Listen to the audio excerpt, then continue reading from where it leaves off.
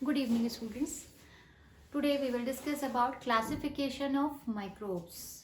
देखिए आज है 31 दिसंबर 2024, तो साल का लास्ट है.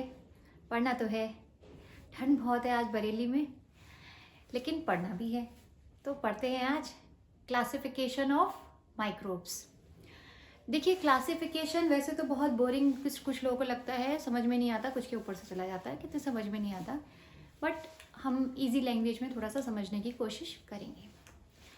तो क्लासिफिकेशन में होता क्या है, सिर्फ माइक्रोब्स को किस तरह से क्लासिफाई किया गया है, कहाँ से निकला है, किस किंगडम का है, इसके बारे में बात करेंगे.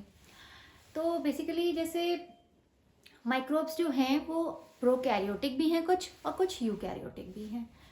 तो प्रोकैरियोटिक कौन कौन से हैं, जैसे बैक्टीरिया है, आर्की है, और यूकैरियोटिक में आ जाते हैं प्रोटोजोआ, एल्गी, फंजाई एटसेट्रा. ठीक है, तो microorganism are prokaryotic such as bacteria, archaea, as well as eukaryotic such as protozoa, algae, fungi. Prokaryotic यानी कि जिसमें न्यूक्लियस नहीं होता, एब्सेंट होता है. यूकैरियोटिक जिसमें न्यूक्लियस होता है. ठीक है, इतना रिमाइंड करवा दिया मैंने. सेल दो तरह की होती है उसके अकॉर्डिंग टू इट. तो R.H. विटेकर एक साइंटिस्ट थे, उन्होंने क्लासिफिकेशन दिया, 5 किंगडम क्लासिफिकेशन दिया, जिसमें उन्होंने 5 किंगडम बताए, और उन्होंने बताया कि उसमें कौन कौन से ऑर्गेनिज्म को रखना चाहिए.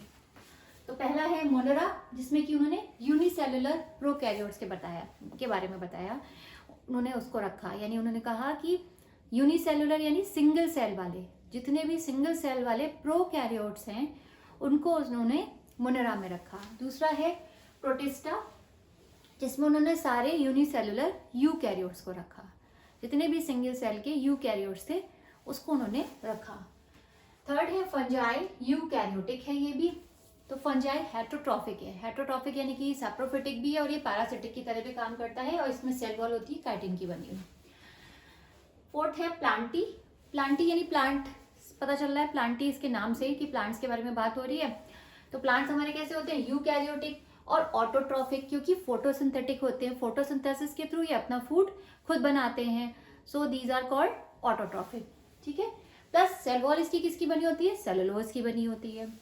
नेक्स्ट है एनिमीलिया. ये भी नाम से पता चल रहा है कि एनिमल से बना हुआ है, यानी यूकैरियोटिक है ये, और हेटरोट्रॉफिक है. होलोजोइक भी है ये, सैप्रोफिटिक भी है. सैप्रोफिटिक मतलब किसी ऑर्गेनिज्म के ऊपर रहना और उसे डिग्रेड करना, this is saprophytic. Without a cell wall, इसमें सेल वॉल नहीं होती.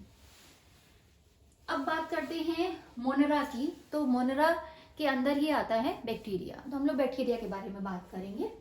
तो दीज आर क्लासिफाइड मेनली ऑफ 4 टाइप्स. तो 4 तरह से बैक्टीरिया को क्लासिफाई किया गया है शेप्स के अकॉर्डिंग टू शेप. तो देखिए इसमें कोकस होता है, बेसिलस, स्पाइरलम और विब्रियम. कोकस को हम कोकाई भी कहते हैं. कोकस मतलब circular. C for coccus, C for circular, यानी कि स्फेरिकल शेप, गोल. बेसिलाई या बेसिलस. बेसिलस में क्या है, रॉड शेप. रॉड शेप के होंगे सारे, वो सारे बेसिलाई होंगे. और क्या है, स्पाइरलम. स्पाइरलम नाम से पता चल रहा है कि स्पाइरल शेप का है. ठीक है, तो ये स्पाइरल शेप का होता है. विब्रियम या विब्रियो. विब्रियम कैसा होता है, कॉमा शेप. इसकी शेप होगी कॉमा की तरह. ठीक है, मैंने शेप्स भी यहाँ पर मेंशन कर रखी है. तो आज छोटी सी वीडियो यही रहेगी. आज इतना ही. कल मैं बात करूंगी कि इनके जो शेप्स के अकॉर्डिंग क्लासिफिकेशन किया गया बैक्टीरिया का, तो उसके टाइप्स के बारे में बात करेंगे कि कितने तरह के कोकस होते हैं, कितने तरह के बेसिलाई होते हैं, ये सारी हम कल डिस्कस करेंगे. ठीक है, तो आज के लिए इतना ही.